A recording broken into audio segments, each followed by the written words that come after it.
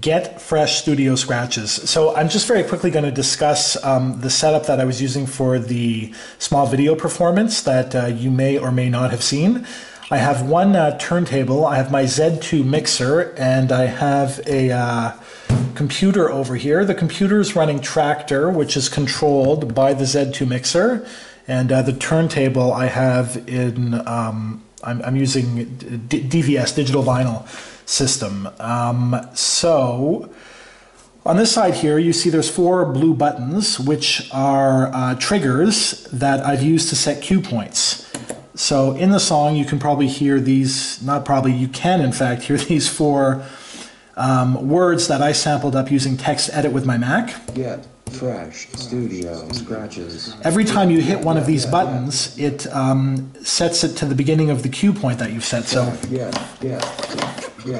fresh scratch. So it's really easy to cycle around different samples that you're putzing around with. On the other side, I have something completely different going on. On the other side is my loops.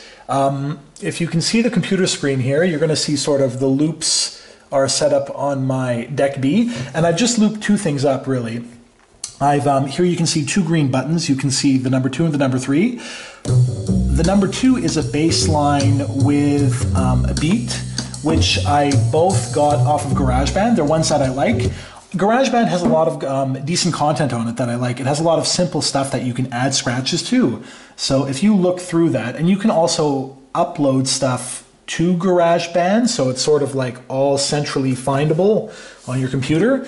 But the point being is I have the one that I just played with the bass line and the beat, and then I have a secondary one that is just the beat. And in the song I switched between both of them. There's a few other functions on the mixer that I was using for the track.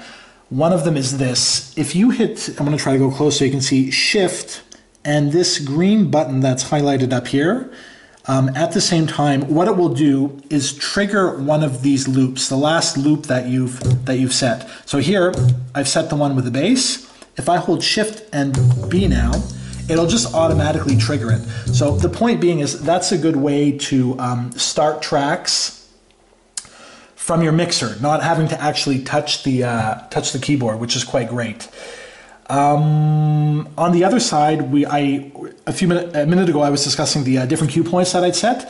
There's 4 buttons, but you can actually get 8 different cue points in the bank. There's a flashing button above with an A written on it.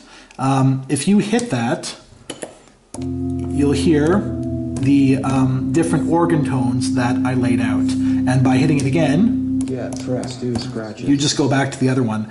Above that, you have the loop button. So the loop button, basically, you can catch loops on the fly. I didn't really use it much in the routine that I played up for you guys, but I did use it a little bit sort of as a special effect. Like, if you were to play one of the cue points that you sampled, well, that wasn't a good example. See, I hit the button, so it loops the sample to the size I choose. Right now I'm choosing, to a 16th, to an 8th, to a quarter, half note, to a note from where I hit the button. The point being is you can do a lot of cool stuff with that as well. And then the last thing I was using was the special effects. Tractor comes with a ton of special effects. You can see it in the top left-hand quadrant of deck A.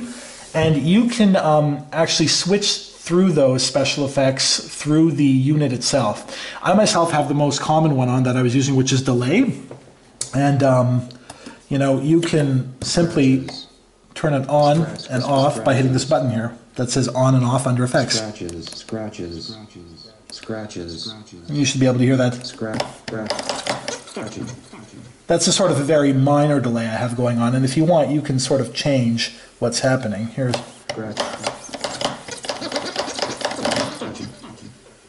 See, that one had a little bit more.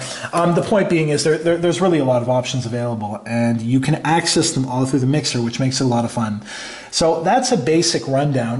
The point of the point for me in all of this is that you can create quite simple routines by uploading content to your 2 different decks, to deck A and deck B, and then manipulating it through the layout of the mixer, which has these great buttons and stuff. So again, I'm really, as stated in the article, a technological caveman. So for anybody who's really doing anything with mixers, this is going to be like the most boring explanation ever. But I would like to think it possibly gives hope to people who have this mixer and are unsure what they're doing about it. Because when I first got it, I realized there was a lot of power in this thing, but I had to get better with utilizing software and understand what was going on to be able to do stuff like the very simple routine that I posted up. And many people have given me tips and advice on how to do stuff. And I've now tried to transmit all of that into small routines and whatnot.